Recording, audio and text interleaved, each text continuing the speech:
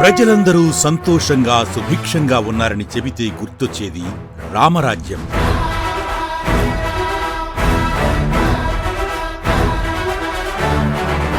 శ్రీరాముడు తండ్రికి చెడ్డ పేరు రాకుండా ఉంటూ మాటకు కట్టుబడి గొప్ప కొడుకుగా కీర్తింపబడ్డాడు. నేడు జగన్మోహనుడు తన తండ్రిపై నమ్మకం ఉంచిన ఆంధ్రప్రదేశ్ రాష్ట్ర ప్రజా కుటుంబం కోసం రాముడిలా నిలబడ్డాడు.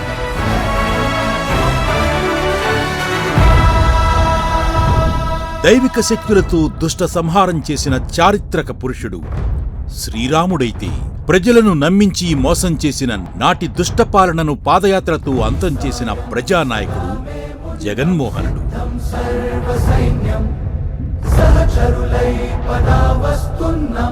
శ్రీరాముడి రాజ్యంలో విరివిగా వర్షాలు పడి పాడి పంటలు సమృద్ధిగా ఉంటే, నేటి మన జగన్మోహనుడి పాలనలో సకాలంలో వర్షాలు సమృద్ధిగా కురిసి పాడి పంటలు, పశుపక్షాదులు, పిల్ల జల్ల రైతన్నలు ఆనందంగా ఉంటున్నారు.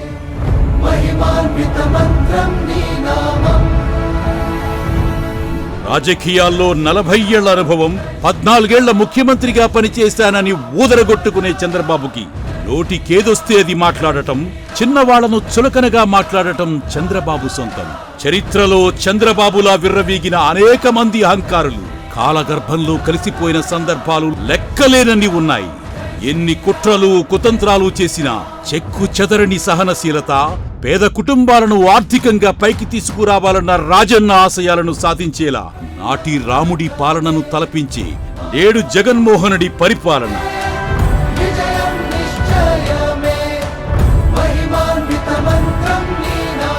నాటి రాముని పాలనలో అందరి మాటల్లో రాముడు, అందరి హృదయాల్లో రాముడు కొలువై ఉంటే, నేడు పేదవాడి గుండె చప్పుడులు, విద్యార్థుల భవిష్యత్తులు, అక్క చెల్లెమ్మల ఆర్థిక స్వాతంత్ర్యంలో రాష్ట్రంలోని ప్రతి కుటుంబానికి నీడగా నిలిచాడు జగన్మోహనుడు.